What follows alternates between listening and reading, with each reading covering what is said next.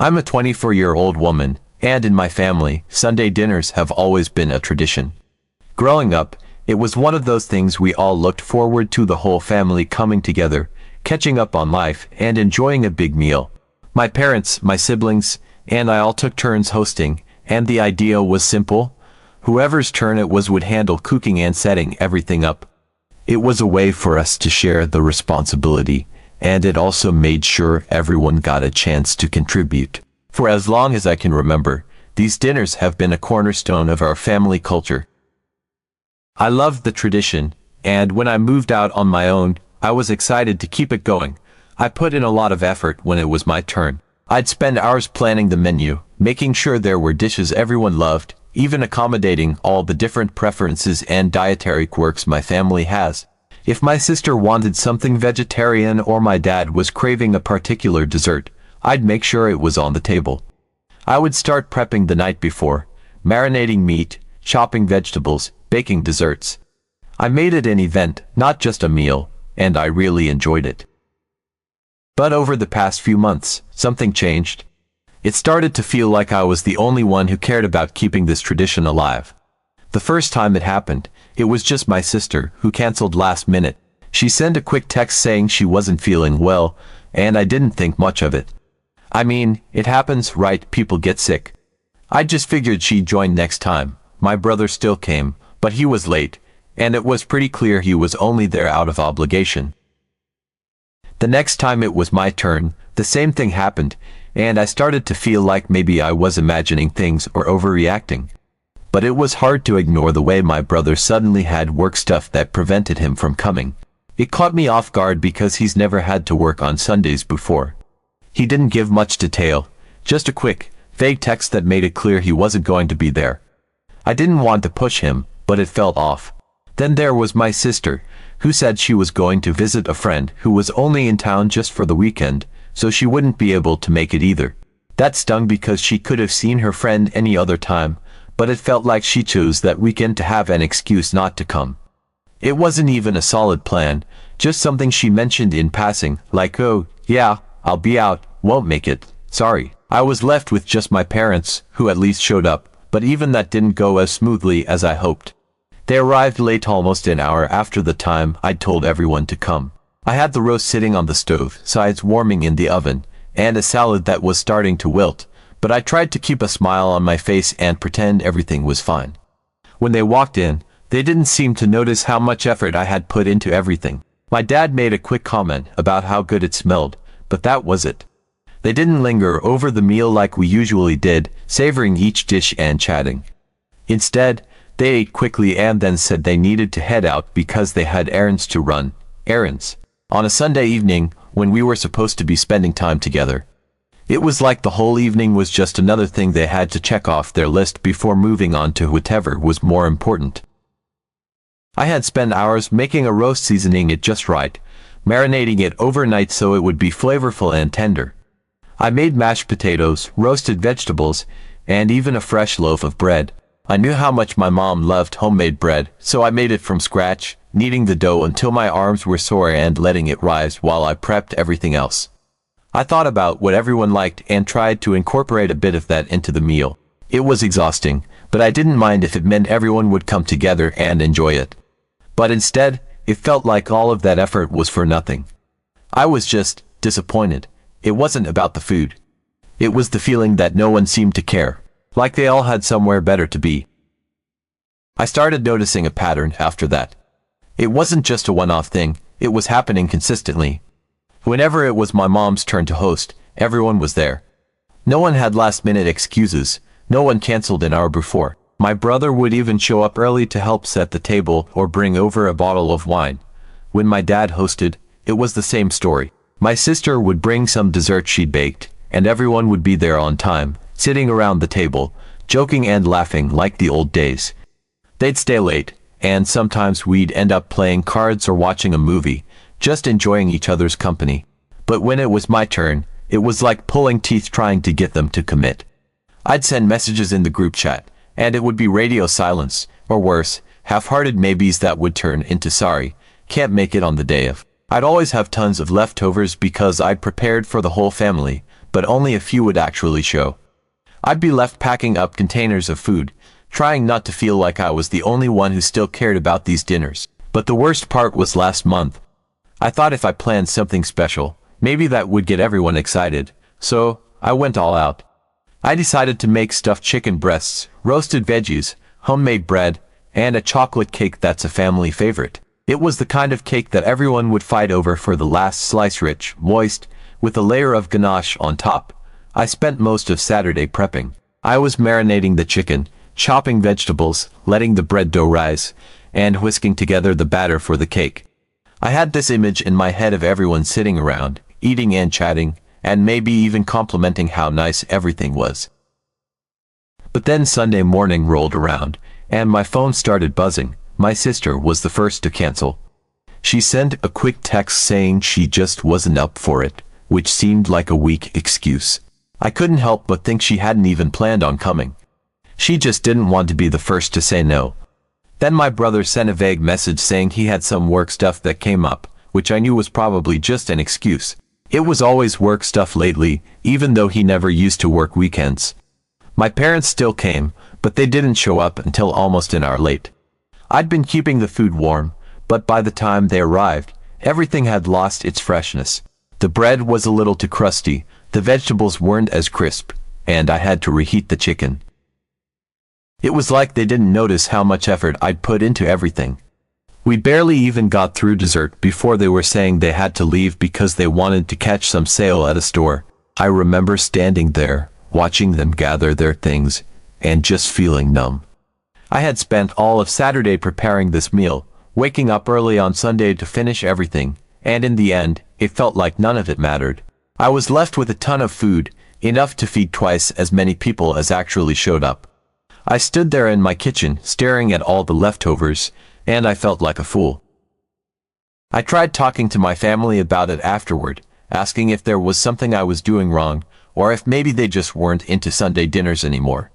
My dad brushed it off and said I was being overly sensitive. He said sometimes people have other things going on, and that's just life.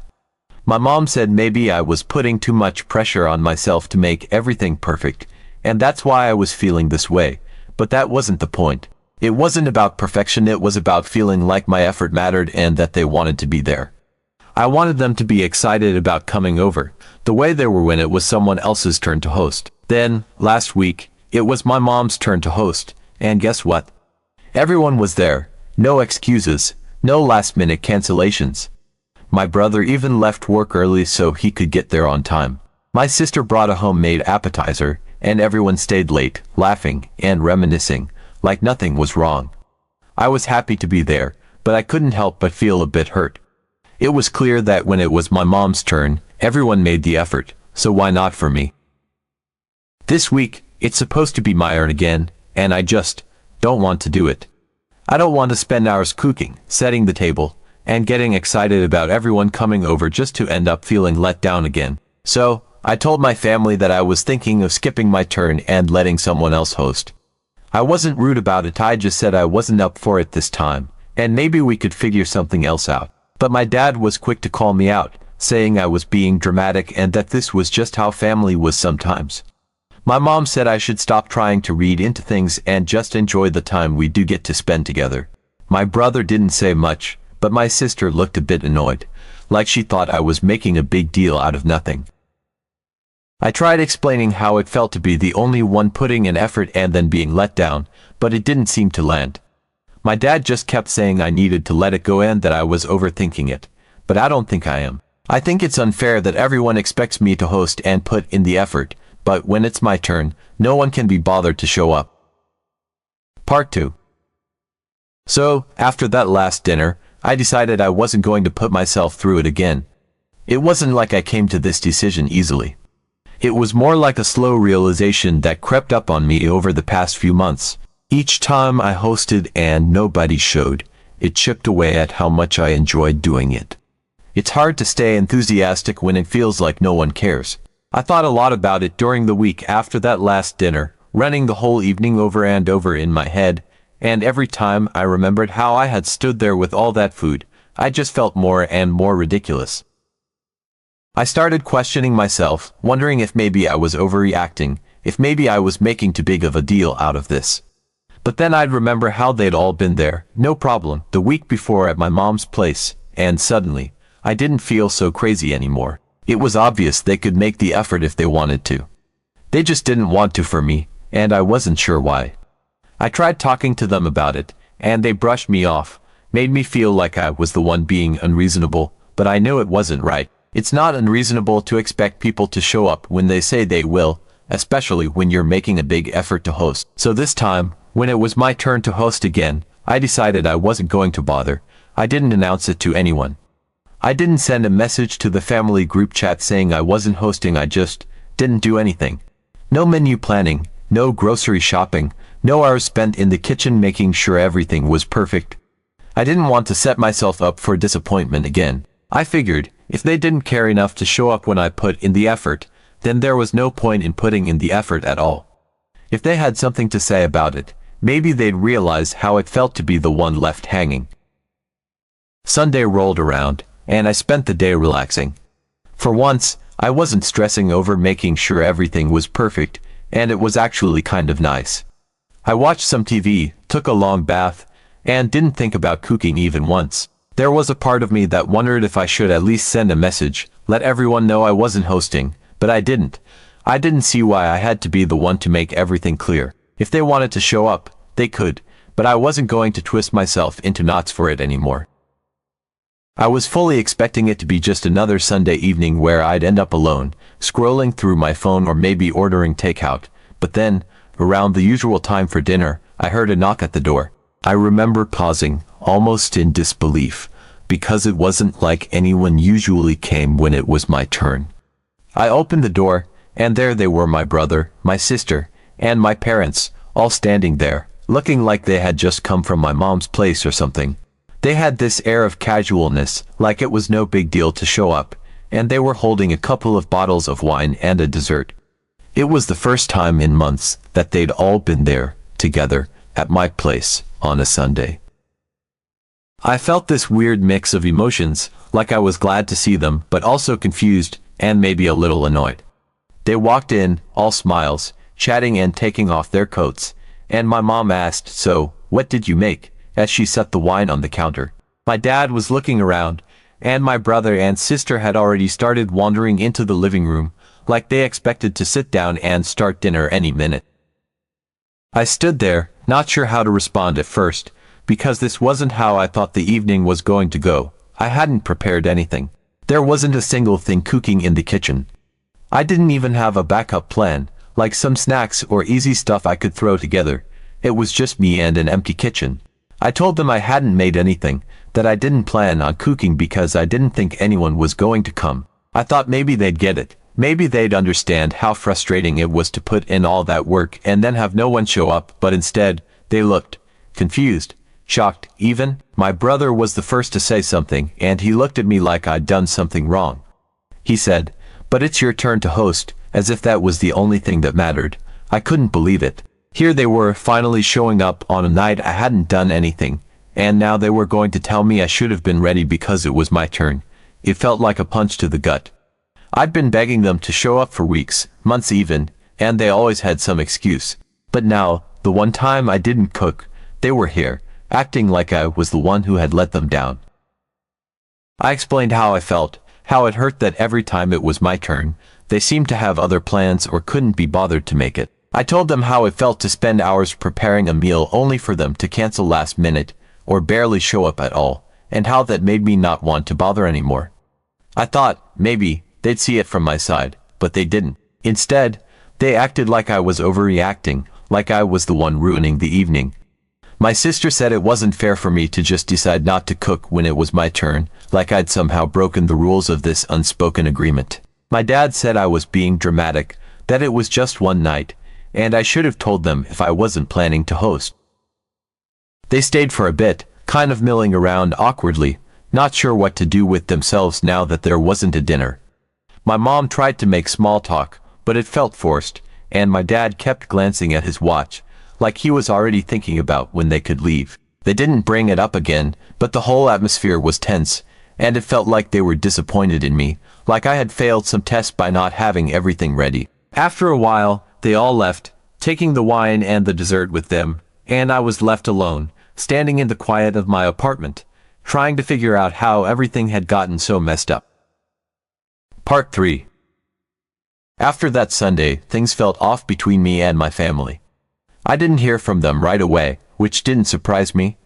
Honestly, I wasn't sure if I'd hear from them at all. Part of me thought they'd just ignore what happened, pretend it never happened, and we'd all go on like usual.